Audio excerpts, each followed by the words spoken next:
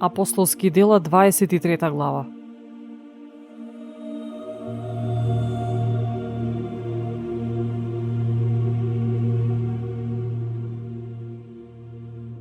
Павле го впери својот поглед кон Синедрионот и рече: Луѓе, браќа, до оној ден со најчиста совест пред Бога живеев.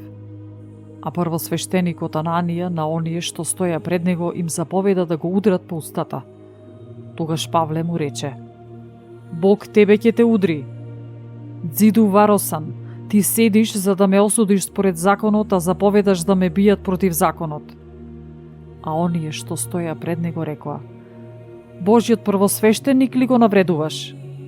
Павле одговори: Не знаев, браќа, дека тој првосвештеник, бидејќи е напишано: началникот на твојот народ да не го злословуваш.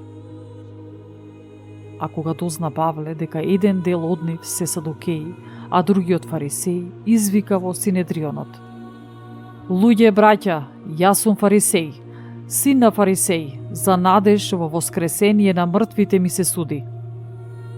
Кога го кажа тоа, настана расправија меѓу фарисеите и садукеите, и мнозина од народот се раздвои. Зашто садукеите велат дека нема ни воскресение, ни ангел, ни дух, а фарисеите го признаваат и едното и другото. Настана голема врева и станаа книжниците од фарисејската страна и почнаа да се препираат велејќи: Ништо лошо не наоѓаме во овој човек, ако пак не му зборувал дух или ангел, тогаш да не му се противиме на Бога. И бидејќи настана голема мешаница, заповедникот, уплашен да не го растргнат Павле, им заповеда на војниците да слезат и да го грабнат од нив и да го одведат во тврдината.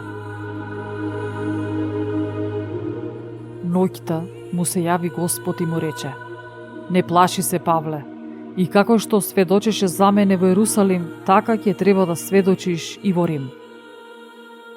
А кога осамна, некои од јудејците се договорија, се заколнаа со заклетва и се рекоа да не јадат, ниту да пијат додека не го убијат Павле. Имаше повеќе од 40 мажи што дадоа таква заклетва. Па отидоа кај првосвештениците и старешините и рекоа: Клетва си кладовме, ништо да не каснеме додека не го убиеме Павле. Затоа вие од Синедрионот соопштете му сега на заповедникот да го доведе утре долу пред нас, не барејќи сакате поточно да го разгледате неговото дело, а ние, пред да наближи, ќе бидеме готови да го убиеме. Кога слушна за заседата, синот на Павловата сестра отиде, влезе во тврдината и му кажа на Павле. А Павле повика еден стотник и му рече: Одведи го ова момче кај заповедникот, зашто има нешто да му каже. И тој го зеде, го одведе кај заповедникот и рече: Затвореникот Павле ме повика и замоли ова момче да го доведам кај тебе, зашто имало нешто да ти каже. Заповедникот го фати за рака, застана со него настрана и го праша: Што имаш да ми кажеш? А тоа рече: Јудејците се договорија да те молат да го одведеш утре Павле долу пред Синедрионот, не барејќи сакаат поточно да го испитуваат нешто во врска со неговото дело.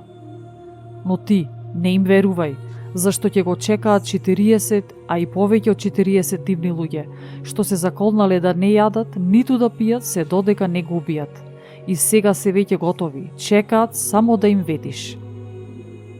Тогаш заповедникот го испрати момчето и му порача: Никому не кажувај дека си ми го кажал ова.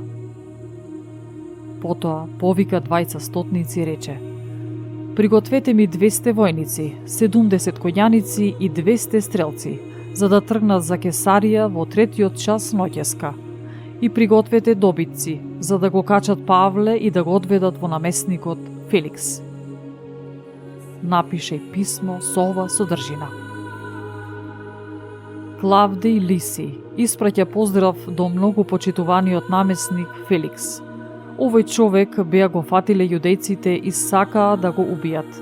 Јас се појавив со војска и го одзедов, бидејќи разбрав дека е римски граѓанин.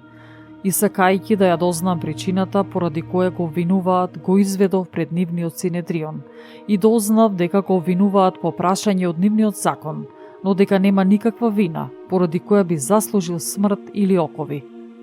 И бидејќи ми беше соопштено дека јудејците намислиле лошо против тој човек, јас го пратив веднаш кај тебе, откако им порачав и на обвинителите да кажат пред тебе што имаат против него.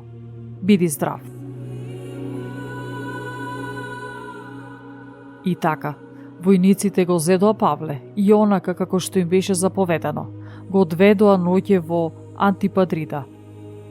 А на вториот ден се вратија во тврдината, откако ги оставија којаниците да одат со него. Оние што влегоа во Кесарија и му го предадоа писмото на наместникот, му го представија и Павле. Наместникот го прочита писмото и праша од кој крај е тој, и откако разбра дека од Киликија, рече: „Ќе те сослушам кога ќе дојдат и твоите обвинители“, и заповеда да го држат под стража во дворот Иродов.